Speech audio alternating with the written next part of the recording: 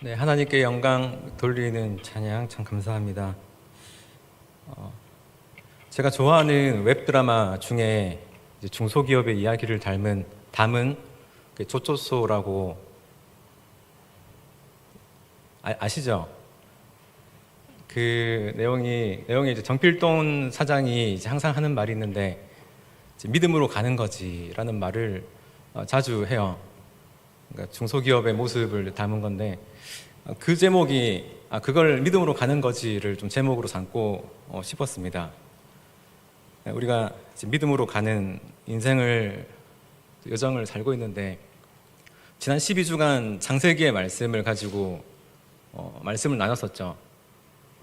그 하나님이 하란에 있는 이제 아브라함을 불러서 그 집을 떠나게 함으로 믿음의 여정을 시작했었고 자신의 집을 떠나 하나님의 집으로 들어갔죠. 임마누엘 하나님이라고 이야기하는 것은 하나님이 우리와 함께 계시는 곳, 우리 속에 하나님의 집을, 하나님의 장막을 이제 만드는 건데 나에게 안정을 줄 만한 그 집, 내 생활 패턴, 그리고 내가 하나님보다 더 평안함을 누릴 수 있는 그 집을 떠나 진짜 이제 하나님의 집으로 들어갔어요. 그럼 우리가 출애굽기가 이제 엑소더스잖아요. 근데 엑소더스가 원래 엑소도로스라는 말에서 나왔는데 두 가지 단어를 합해 놓은 겁니다. 이제 엑소는 무엇으로부터 떠남이고 도로스는 이제 길이에요. 그러니까 애굽이란 길, 나를 평안하게 보듬어 줄 만한 어느 시스템, 국가 아니면 뭐 길 같은 것들을 떠나서 전혀 나를 보호해 주지 못할 것 같은 광야의 길로 들어가죠. 그 길로 떠난 거, 그 믿음의 여정인데 여러분, 하나님께서는 우리에게 항상 그 길로 초대하세요. 그리고 우리는 이제 창세기의 이야기를 마치고 이제 6주 정도 이제 하나님을 기쁘시게 하는 삶이란 무엇인가 이제 알아보려고 합니다. 여러분, 하나님을 기쁘시게 하는 삶, 우리가 하나님께 영광 돌린다라고 이제 이야기하잖아요. 근데 영광 돌린다라는 말을 할 때 이 영광은 원래 내 것이 아닌데 누군가에게 돌아가야 할 그것을 제자리로 돌린다라는 뜻이죠. 남의 사람의 덕인데 그 사람을 칭송하면서 내 것이 아니라 원래는 그분 것이었다라고 이야기하면서 영광을 많이 돌리는데, 근데 이 말이 이제 하나님에게도 통하는 말일까요? 우리가 찬양으로 영광 돌린다, 우리의 삶으로 하나님께 영광 돌린다라고 이야기할 때 그 영광은 사실 이제 하나님은 영광이 필요 없으신 분이죠.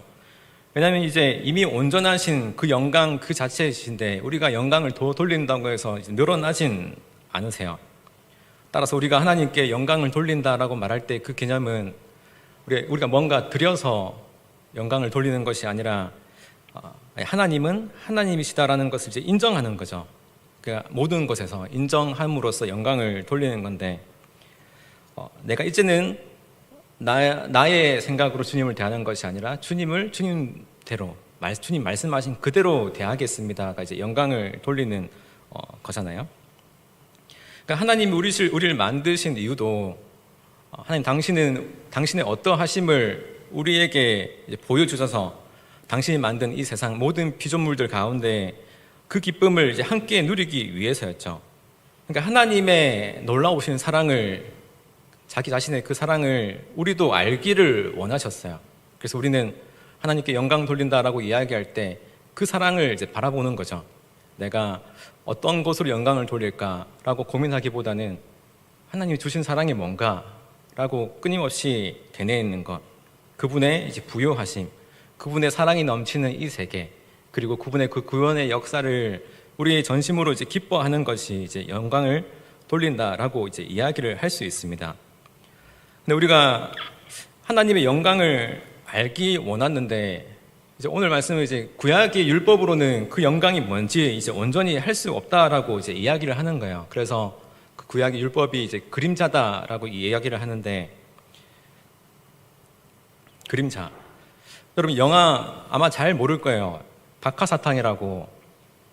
이 영화가 저는 한 10년 전쯤 나온 줄 알았는데 20년도 더 됐더라고요. 22년인데 99년에 나온 영화인데 아마 스토리는 거의 모를 거예요. 하지만 우리 잘 혹시 알 수 있는데 제일 유명한 장면이 이제 설경구 씨잖아요. 설경구 씨가 맨 마지막 영화 맨 마지막에 달려오는 기차를 향해 몸을 벌리고 소리치죠. 나 이제 돌아갈래 하면서 한 10초 전으로 좀 돌아가고 싶은데 제가 한 17년인가 싱가포르에 갔을 때 제가 원하지 않게 갔어요.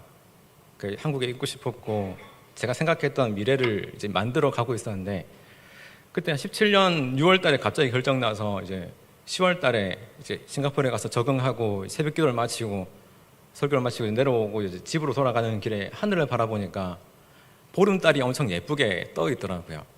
근데 그 보름달이 추석을 의미하는 건데 그럼 그 추석을 제가 생각했던 추석이 있거든요. 우리 가족과 함께 또 누군가와 함께하는 그 추석을 생각했는데 그게 없는 거예요. 그때 제가 처음으로 이런 말을 외쳤던 것 같아요. 돌아가고 싶다고. 돌아가고 싶다. 여러분 우리가 가끔 이렇게 말할 때가 있죠. 옛날로 돌아가고 싶다. 근데 그 외침, 그 마음은 뭐일까요? 따뜻하고 행복했던 어느 시간으로 돌아갈 수 없기 때문이죠. 돌아갈 수 없음에 대한 나의 절규가 나 다시 돌아갈래라고 이제 이야기하잖아요. 돌아갈 수 없는 현실에 대한 절규지 돌아가겠다는 뜻은 이제 아닙니다. 여러분 히브리서를 기록한 사람이 이제 누군지 정확하게는 알 수 없지만 이 히브리서가 계속해서 과거로 돌아가는 것을 자꾸 현실적으로 선택하는 이 교인들에게 안타까움을 이제 기록한 책인데, 그럼 지금 우리에게 온 은혜가 엄청나다. 너희가 다시 과거로 돌아갈 필요가 없다. 돌아갈 필요가 없다. 이제 계속 이야기를 하는 거예요. 그러니까 돌아갈 수밖에 없게 만들고 돌아갈 수밖에 없을 것 같다라고 말하는 그들이 이제 이해하지 못할 만큼 상황이 이제 있는 거예요. 그 상황이 충분히 이해가 돼요. 옛날이 나아 보이고 옛날로 돌아가고 싶은 마음을 다 이해할 수 있는 그 마음이 있는데 그들의 마음이 이제 너무 고통스러워 보이니까 그럴 수 있는데 우리가 놓치는 게 있죠. 과거를 생각할 때 회상에 대한 이 아름다움이라는 게 있잖아요. 추억 보정이라고 하는데 근데 현실의 고통 때문에 과거로 돌아가려고 하는 것은 사실은 우리의 마음속에 어떤 이제 속임수가 작동하는 겁니다. 우리의 마음을 속이는 거죠. 광야의 이스라엘 백성들의 이야기를 우리가 잘 알잖아요. 그러니까 이스라엘 백성들이 광야에서 배고프고 외롭고 목마르고 이제 하니까 계속해서 돌아가고 싶다고, 애굽으로 돌아가고 싶다고 계속 이제 하나님 앞에 이야기를 해요. 근데 계속해서 애굽을 떠올리지만 실질적으로 그 애굽은 그들이 생각했던 만큼 풍요로웠던 건 이제 아니었거든요. 근데 계속 다시 돌아가고 싶어 이제 이야기하죠. 그러니까 그 장면 속에는 어떤 기만적인 내용이 있는 거예요. 사실은 풍족하지 못했던 그것이 있음에도 현실에 대한 불평이죠. 현실에 대한 원망 때문에 과거를 보정해서 그곳으로 돌아가고 싶다라고 이제 이야기를 함으로 지금의 나의 고통을 계속 이제 합리화하는 것입니다. 근데 사실 이런 것들이 우리의 마음속에 있죠. 더구나 지금 이 히브리서 기자가 이야기하고 있는 과거로 돌아가고 싶다. 과거로 돌아간다는 것은 뭐냐면 그들이 이미 얻은 자유가 있어요. 그들이 이미 얻은 완전한 해방이 있음에도 그러니까 애굽에서 이스라엘 백성들이 해방을 누렸죠. 그러니까 구속으로부터 해방을 누렸죠. 완전한 자유를 누렸어요. 근데 그런 자유가 있음에도 그 자유 대신에 좀 불편하지만 조금 더 풍족하기 위해서 지금 현실의 편리함을 위해서 다시 구속당하는 것도 괜찮아라고 이제 이야기를 했다는 것이죠. 근데 이런 것들이 우리 속에 좀 많이 있습니다. 그래서 이제 배부른 노예 생활로 돌아가게 하는 배부른 노예는 없죠. 이제 배불러 보이는 노예 생활로 돌아가게 하는 일들이 이제 있었던 거예요. 지금 이제 로마로부터 가해진 압제가 너무 심하다 보니까 이 현실적인 고통을 잠시 피하기 위해서 유대교로 회귀하려고 하는 이제 운동이 계속 일어났는데 이 히브리서 기자는 이게 너무 안타깝고 답답한 거였어요. 그래서 계속해서 히브리서를 통해서 이야기하고 있는 게 있는데 크게 세 가지인데, 첫 번째는 이제 비교예요, 비교. 그러니까 과거와 현재를 비교해서, 현재와 과거를 비교해서 어떻게 지금의 이 현재가 영광스러운 일이 왔는데, 영광스러운 일이 일어났는데 너희들의 자꾸 과거로 돌아가려고 하는 이 마음을 조금 잡아봐라, 이 얘기고, 둘째는 너희가 돌아가려고 하는 그 과거, 추억 보정이 된 과거가 아니라 그 과거의 실제가 뭔지를 또렷이 너희 눈으로 한번 파악해봐라. 그리고 세 번째로는 우리에게 온 이 구원이 누구의 보증으로 이루어진 구원인가, 어떻게 보증된 건가를 다시 한 번 더 기억해봐라. 이제 이 세 가지를 중점적으로 이야기하고 있어요.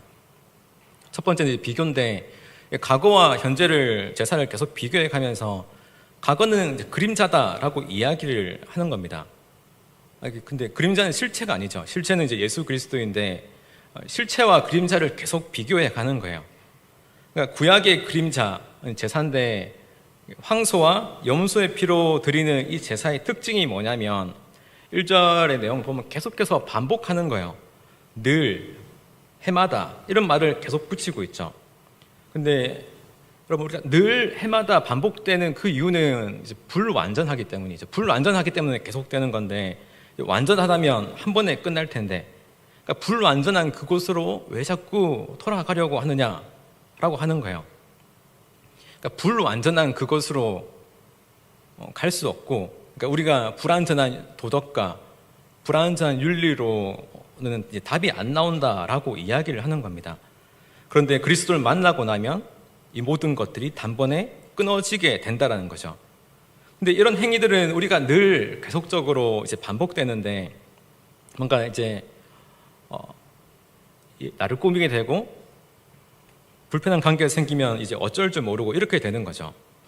근데 이런 불편한 가운데 예수 그리스도가 우리 속에 들어오면 이 모든 것들이 한 번에 이제 해결이 되는데, 그게 안 되니까, 그리스도가 들어오면 이게 내가 이때까지 붙잡고 있었던 게 진짜가 아니다라는 것을 알게 되니까 계속 실체로 들어가라, 그림자를 붙잡는 것이 아니라 실체로 들어가라 라고 이제 이야기를 하는 거예요. 그래서 그것에 대한 우리의 태도가 뭔지 11절에 이야기하고 있는데, 우리 11절 한번 더 읽어볼까요? 시작.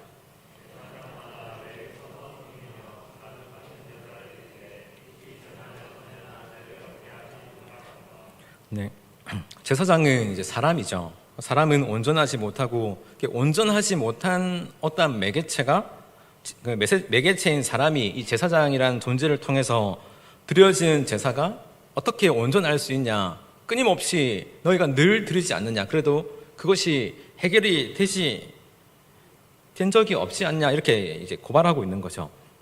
하지만 이제 반대로 참 형상, 그림자와 지금 참 형상을 비교하고 있는데, 참 형상은 이제 한 번에 완전히, 그러니까 완전하니까 이제 충분한 거죠. 단 한 번에 우리를 거룩하게 하셨습니다. 10절에 보면 이 뜻을 따라 예수 그리스도의 몸을 단번에 드리심으로 말미암아 우리가 거룩함을 얻었노라. 그러니까 반복되는 것을 선택할 것이냐, 아니면은 실체를, 한 번의 것을, 하늘의 것을 선택할 것이냐를 이제 도전하게 하는 거죠. 두 번째로 이제 이것이 이제 이야기하는 것은 너희들이 돌아가려고 하는 그 과거가 어떤 것인지 한번 생각해 보라. 너희들이 지금 익숙함을 쫓아 과거로 돌아가려고 하는 것 아니냐. 그리고 그 익숙함을 쫓아 과거로 가지 말고 진짜를 보려고 한번 노력해 보라. 이렇게 이야기를 하고 있죠. 여러분, 우리가 알고 있어요. 익숙함이라는 게 때로는 우리에게 독이 될 수도 있는데, 우리가 굉장히 친절한 누군가에게 익숙해지면 또 때로는 이제 건방지게 굴 수도 있죠. 우리가 무서운 사람에게 익숙해지면 좀 주눅 들어서 찌그러져 있을 수도 있는데, 여러분, 우리는 이런 익숙함이 우리에게 때로는 어떤 독을 만들 수도 있어요. 그럼 하나님께서 제사를 만들어 놓은 거는 너희들이 어떠함을 받기 위해서가 아니라 나와 함께 할 수 있는 어떤 배려죠. 그러니까 제사는 하나님의 배려였어요. 근데 그 배려를 이제 이용해 먹은 거죠. 하나님의 배려를 계속해서 이용해 먹으면서 욕망의 도구들로 기후를 만들어내고 정책을 만들어내고 그렇게 해서 계속 변질되었던 거였어요. 그래서 그 제사의 장소가 어떻게 되었습니까? 깊은 기도와 묵상으로 하나님을 만나야 되는 그 장소에서 동물들 죽는 소리가 넘치는 장소로 이제 변질되어졌죠. 경건의 공간은 다 사라지고 동물 죽는 소리와 그 동물을 바꾸는 돈 짤랑거리는 소리들로 가득했기 때문에 예수님께서 성전을 청소하시지 않았습니까? 이런 소리들이 기도의 소리를 잡아먹게 만들었어요. 우리가 찬양으로 예배를 시작했습니다. 찬양은 우리를 구원해 주신 하나님에 대한, 예수님에 대한 그 구원을 노래하는 거죠. 제가 이게 설교하다가 앞에서 보면 조는 친구 잘 보인다고 했잖아요. 근데 그 친구들 한 번도 제가 존다고 조는 거 봤어라고 얘기를 해봤는데 존다고 뭐라 한 적은 없었어요. 왜냐하면 존다고 뭐라고 하고 내 말 잘 들어라라고 하는 것은 나를 예배하게끔 하는 것이거든요. 우리는 나를 통해 저를 통해 들려지는 하나님의 말씀을 듣고 하나님께 예배 드리는 것이, 여기에서 깨어 있는 것은 어떤 것에 예배 드리느냐를 기억해야 된다는 거예요. 찬양하는 이유, 하나님의 사랑과 성품을 받아서 그것을 노래하는 건데, 우리가 거집이 은혜로운 찬양을 잘 해주셨는데 은혜로운 찬양이 되지 않았다고 해서 서로 간에 분란과 다툼이 생기면 그거는 이제 찬양이 예배가 된 거예요. 그 찬양이 절대화된 거죠. 하나님보다 찬양이 더 중요하게 된 것. 그러니까 찬양하는 이유는 하나님의 성품과 사랑을 받아서 찬양으로 이제 대답하는 건데, 그거를 이제 찬양을 잘 하려고 하다 보니까 잃어버리게 된 거죠. 사람을 잃어버리게 된 거예요. 사실은 이제 하나님을 예배하다가 찬양을 예배하게 되고, 예배의 형식, 이제 예배를 예배하게 되는, 예배의 공간과 예배의 형식과 예배의 절차와 그 예배의 절차가 절대화되면 그 다음에는 이제 하나님을 예배하기보다는 절차를 예배하게 돼요. 그래서 막 이거 하나 없으면 막 큰일 나는 것처럼. 그래서 예배 절차가 어긋나는 것은 못 견뎌하면서 가장 중요한 것을 파괴시키죠. 가장 중요한 것은 이제 하나님 주신 사랑인데, 우리 간의 사랑으로 누군가를 대하기보다 파괴시키게 돼요. 물론 절차가 필요합니다. 하지만 절차가 전부였기 때문에 잘못되었던 거죠. 그리고 우리가 그림자를 쫓는 이유는, 절차를 쫓는 이유는 그것이 쉽기 때문이에요. 좀 더 쉬운 거죠. 그 방법 그대로. 그 그림자는 이제 만만한 건데 그냥 그대로 하면 되는 거예요. 그 내 마음이 어떻든 내 생각이 어떻든 그냥 그대로 하고 끝내면 되는 건데, 근데 끝내면 이제 아무것도 없는 거죠. 절차만 따른 거니까 허무하고 불행하고, 그림자를 쫓게 되면 결국은 이제 예수님을 보지 못하게 됩니다. 하지만 반대의 길은 어떨까요? 실체를 쫓는 길, 그리스도의 길을 쫓는 거는 쉽지 않죠. 여기 처음 들어오시는 분들이 듣는 말씀은 전혀 이해되지도 않고 이상한 이야기일 거예요. 말도 안 되는 이야기. 왜냐하면 우리의 본성을 거스르는 이야기들이잖아요. 나의 것을 내어주고 사랑하고 참고 기다리고 고통을 끌어안고. 근데 물론 그 실체와 함께 하다 보면 이것이 진짜 참 평안이고 평안인 줄을 알게 되지만, 그러니까 우리는 늘 쉽지 않은 길과 쉬운 길 속에서 이제 왔다 갔다 하는 거죠. 그래서 우리는 질문할 수밖에 없는 거예요. 땅의 그림자를 쫓을 것인가? 하늘의 실제를 쫓을 것인가? 오늘도 여전히 우리의 결단을 기다리고 있는 질문이죠. 뭘 선택할 것인가? 내가 정말로 그리스도의 마음을 닮은 언행과 표정으로 누군가를 대할 것인가? 아니면 그렇게 그냥 웃지 뭐, 그냥 대하지 뭐 라고 하는 그림자를 쫓을 것인가의 문제인 거죠. 그러면서 이제 이렇게 이야기하고 있는데, 너희가 돌아가려고 하는 그 구약의 말씀이 네가 구약의 말씀이 어떻게 이야기하는지 좀 들어보라고 하면서 이제 5절부터 10절까지 이야기하는데, 그러니까 지금 히브리서 기자가 적었던 그 시간에서 과거로 돌아가는 거야. 원래 말씀을 줬던 그 시절. 그러니까 5절부터 10절까지의 말씀이 시편, 40편, 5절에서 8절까지의 말씀을 그대로 갖고 온 건데, 이게 원래 다윗의 고백인데 이것을 지금 그러니까 히브리서가 기록된 그 시간에 그리스도를 중심으로 재해석한 거예요. 그러니까 예수님이 말씀하신 것처럼 이제 말한 거죠. 6절에 번제와 속죄제를 기뻐하지 않는데, 그러니까 지금으로 이야기하면서 과거의 것들은 기뻐하지 않으시니 7절 이에 내가 말하기를 하나님이여 보시옵소서 두루마리 책에 나를 가리켜 기록된 것 같이 하나님의 뜻을 행하려 왔나이다 하셨느니라. 그리고 그 일을 예수께서 이미 이제 행하셨다라고 하는 거죠. 그러니까 지금 계속 말하고자 하는 것이 뭐냐면, 반복적으로 형식적으로 드려지는 이 제사는 하나님께서 기뻐하지 않는, 하나님의 약속을 이제 신뢰하지 않는 제사에 불과하다는 것을 이미 오래전에 구약시대에 말하지 않았느냐. 하나님께서 말했다. 근데 너희는 왜 자꾸 돌아가려고 하느냐라고 이제 이야기하는 거죠. 구약에서 이미 말했던 그 일들이 지금 예수 그리스도를 통해서 이루어졌고 성취되었고 완성되어졌는데, 너희는 어찌 폐하여진 그것을 붙들기 위해서 이미 세워진 그 자유를 버리고자 하느냐라고 이제 이야기를 하는 거죠. 너희들의 익숙함 속에서 나오는 욕망들을 조금 자제해봐라. 조금 더 불편하지만 실체를 보려고 노력해봐라 라고 이제 이야기를 하시는 거예요. 여러분, 근데 이게 참 놀랍지 않습니까? 이게 구약에서 그렇게 많이 이야기를 했잖아요. 제사보다 순종이 낫다라는 이런 말들이 엄청나게 많이 이야기됐었어요. 그런데 이스라엘 백성들이 적어도 우리보다 훨씬 더 많이 알고 많이 들었고 많이 묵상했을 텐데, 익숙했었을 텐데 이게 왜 그렇게 이해되지 않았을까요?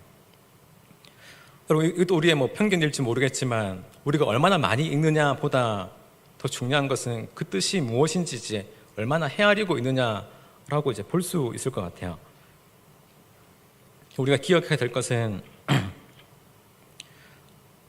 내가 누군가를 사랑하는 것과 그리고 그 사랑하는 대상의 말을 듣는다는 것은 같은 거예요. 내가 누군가를 사랑하는 것과 그 사람의 말을 듣는다는 것은 같은 거예요. 사랑하면 듣는 거죠. 사랑한다고 말을 하면서 그 말을 듣지 않는 것은 사실은 이제 사랑하지 않는 거예요. 그러니까 하나님을 사랑하면 그 계명을 지키는데, 그 계명이 뭐냐면 요한일서 3장 23절 그의 계명이 이것이니 곧 그의 아들 예수 그리스도의 이름을 믿고 그가 우리에게 주신 계명대로 서로 사랑할 것이니라.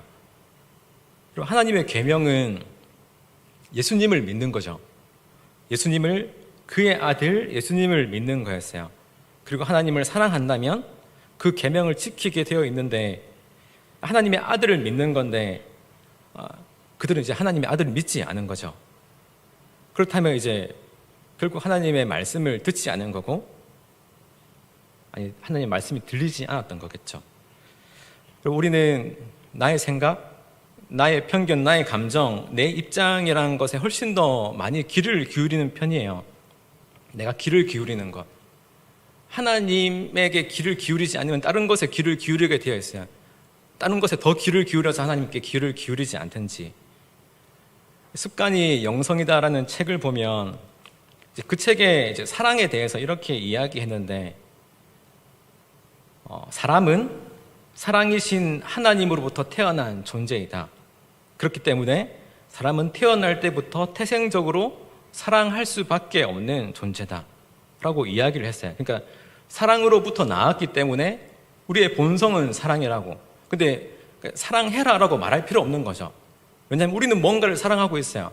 하나님을 사랑하든지 물질을 사랑하든지 세상을 사랑하든지 나를 사랑하든지 뭘 사랑하든지 사랑을 하는데, 문제는 하느냐 안 하느냐가 아니라 뭘 사랑하느냐죠.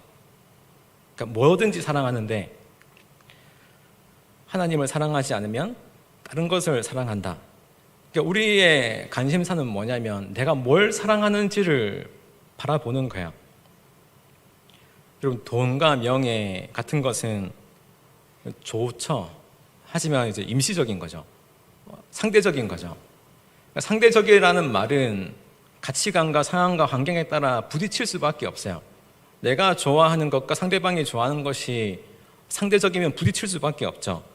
근데 이제 절대적인 것, 상대적인 것은 서로를 파괴해 가는데, 절대적인 것, 그러니까 우리가 하나님을 사랑한다면, 하나님의 방식으로 하나님을 통과한 사랑이라면, 그런 방식으로 누군가를 사랑하고 상대하기 때문에 파괴하는 것이 아니라 이제 살리게 된다라고 이야기를 하는 거예요. 왜냐하면 사랑으로부터 생명이 나왔으니까. 그러니까 여러분, 지금 히브리서 기자는 계속해서 니들이 지금 다른 걸 사랑하고 있다, 사랑해야 될 존재를 사랑하지 않고 절차를 사랑하고 이런 제사를 사랑하고 형식을 지금 사랑하고 있다, 이것이 간단하기 때문에, 그리고 그것으로 자꾸 제사를 드리려고 한다라는 거예요. 여러분, 우리는 하나님을 사랑합니다라고 고백하죠. 우리는 다 하나님을 다 사랑해요. 근데 그런 고백을 하면 할수록, 내가 하나님을 사랑합니다라고 이야기하면 할수록 하나님을 사랑합니다라고 말하는 내가 아름다워 보이는 거예요. 하나님을 사랑합니다라고 말하는 내가 사랑스러워지는 거예요. 그러니까 나를, 하나님을 사랑하는 나 자신을 사랑하는 고백이 되는 거죠. 그러니까 하나님을 사랑하는 나를 사랑하며 하나님의 하나님 되심을 바라보는 것이 아니라, 하나님을 사랑하는 내가 너무 아름다워지고 하나님 주신 능력으로 더 나아지는, 결국은 더 괜찮은 나라는 존재가 되어져 가는 거죠. 결국 우리가 하나님의 뜻을 내가 알고 하나님의 계획을 내가 알아서 하나님보다 나를 더 사랑하고 나의 영광을 구하는 사람들이 되어져 간다라는 것입니다. 하나님은 그런 사람들의 제사를 받지 않겠다라고 이렇게 말씀하셨지만, 사실은 구약의 시대 때 하나님께 드린 제사가 없었던 거죠. 이게 구약의 제사들이었다고 이제 고발하고 있는 거예요. 여러분, 하나님은 우리를 자기 자신에게 제사 지내는 존재로 부르지 않으셨습니다. 하나님께서 우리를 부른 진짜 이유는, 구원하신 그 진짜 목적은 무서워서 순종할 수밖에 없는 노예를 만들려고 했던 것이 아니에요. 구원은 거룩하고 그 놀라운 사랑에 감복해서, 그 눈부신 사랑에 감격해서 변화되고 진정한 자유인을 낳는 거죠. 그러니까 예수님의 사건은 십자가에서 그분의 몸이 부셔져서 우리를 자유인으로 놓으신 거거든요. 그러니까 그 자유가 감복스러운 거죠. 그리고 그 자유에 감복스러워서 우리가 그분께 순종하게 되는 건데, 그리고 그래서 하나님께서 제사가 순종이 제사보다 낫다라고 이제 이야기를 하시지 않습니까? 그러니까 예수님으로 세상에 다시 태어난 존재. 여러분, 하나님을 그렇게 특정한 어떠한 제사라는 형식에 가두고 이제 하나님의 이름을 팔아서 이제 욕망을 파는 거죠. 사실은 욕망을 팔아서 채우려고 했던 공간은 이제 이미 파괴되었어요. 하나님의 함께하심은 그 제사의 공간을 넘어서 그 공간을 부수고 휘장을 자르고 우리의 존재와 우리의 삶의 시간 속으로 들어오셨죠. 근데 이렇게 하셨다라는 것을 누가 보증하냐면, 지금 예수 그리스도가 했다라는 이 구원, 우리에게 완성된 자유가 있다라는 것을 누가 보증하냐면 12절인데, 우리 12절 한번 같이 읽어볼까요? 시작.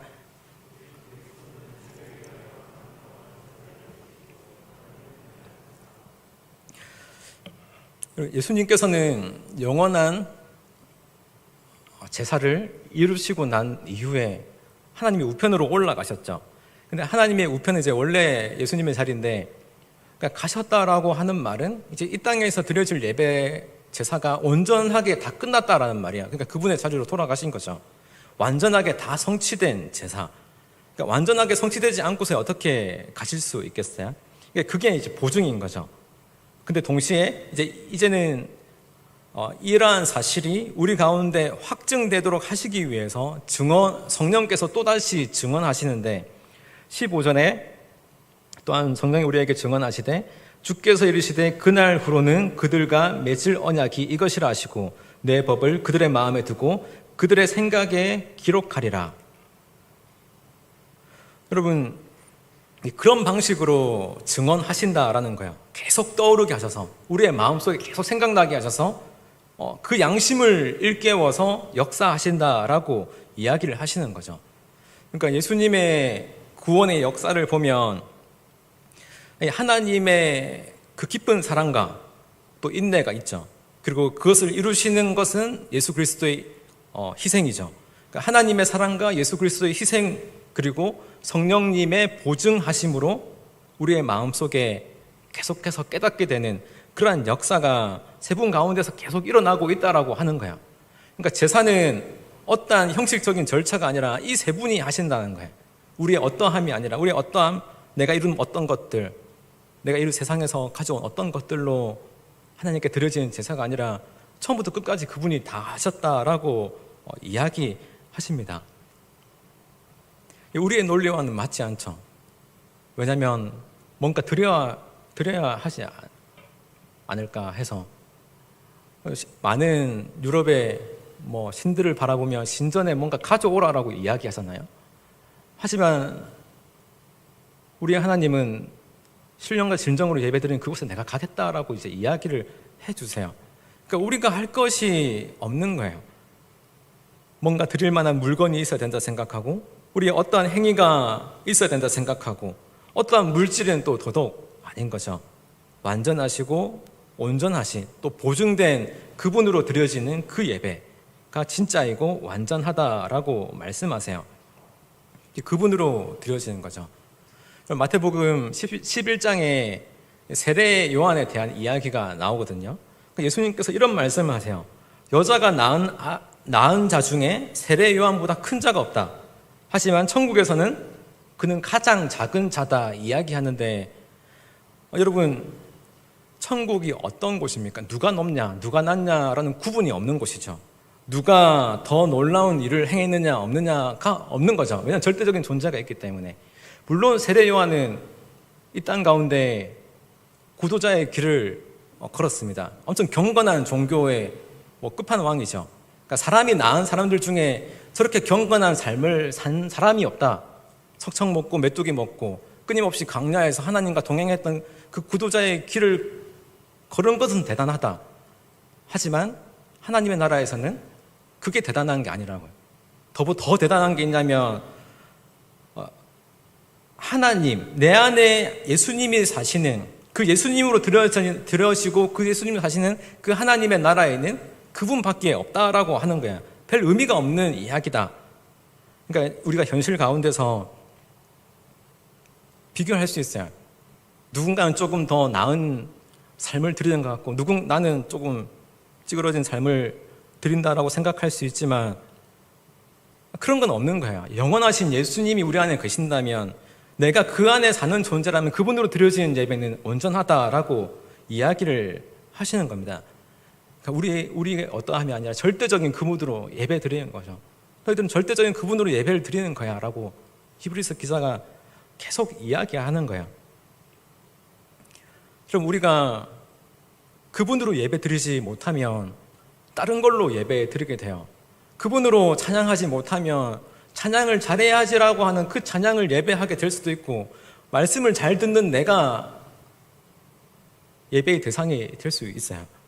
칼슨이라는 사람은 이렇게 이야기했는데 예수님을 약속된 메시아이시고 예수님을 하나님의 아들이라고 하시는 것을 부정하는 자들이 받을 가장 큰 심판은 그들에게 메시아가 없다는 것이 아니라 그들이 가짜 메시아를 추종하게 된다는 것이다 라고 이야기를 했어요. 여러분, 진짜 사랑을 거절하면 가짜를 계속 찾게 되어 있어요. 왜냐면 우리는 뭐든지 사랑하지 않으면 안 되는 자들이고 뭐든지 사랑하지 않으면 존재할 수 없기 때문에 진짜 사랑을 만나지 못하면 가짜를 끊임없이 찾게 되는 거죠.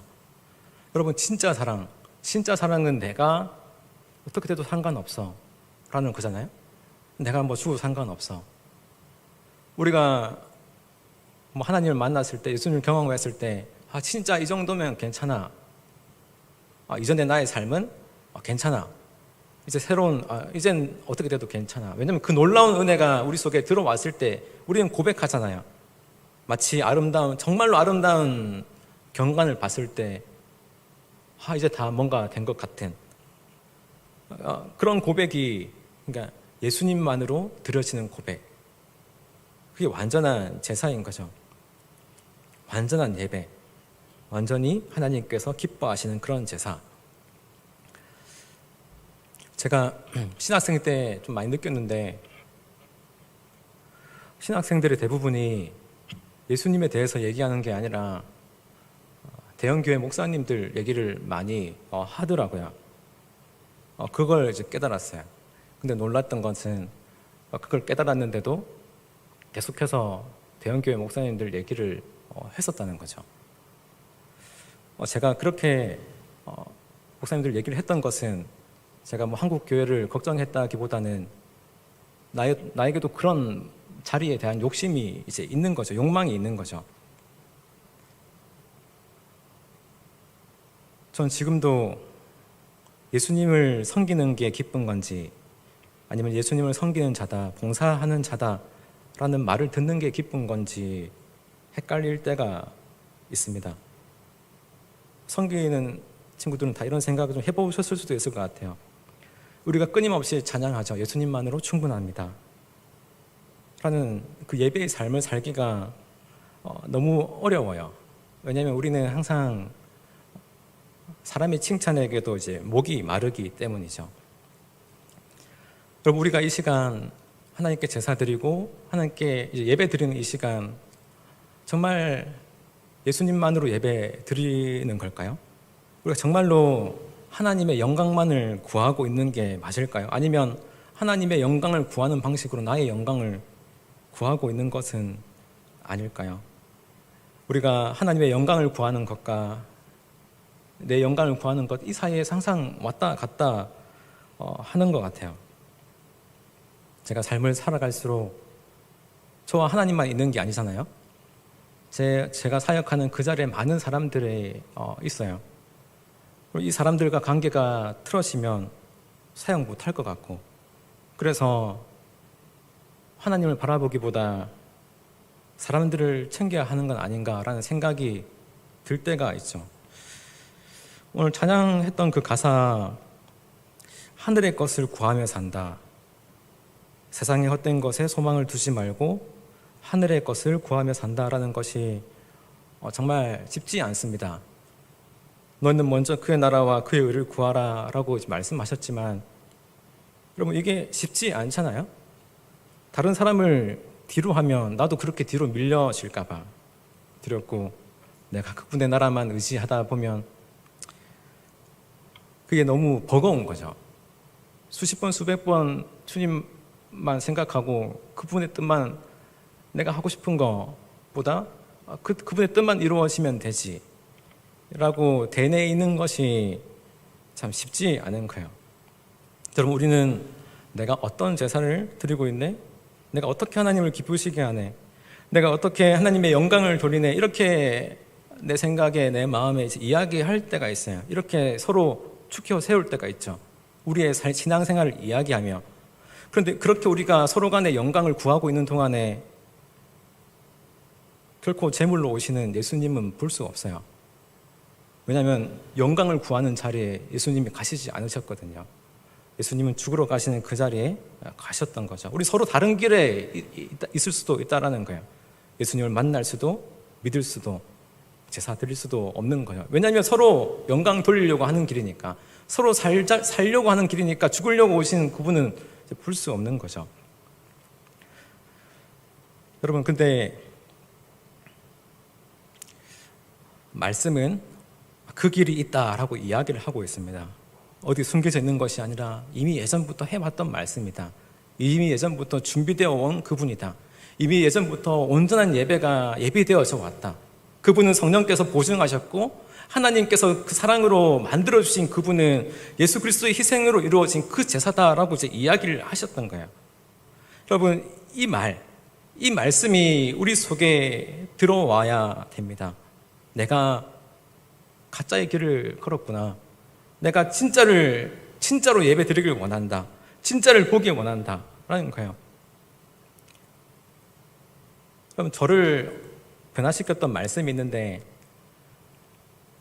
이 말씀은 제가 옛날부터 알고 있었던 말씀이에요.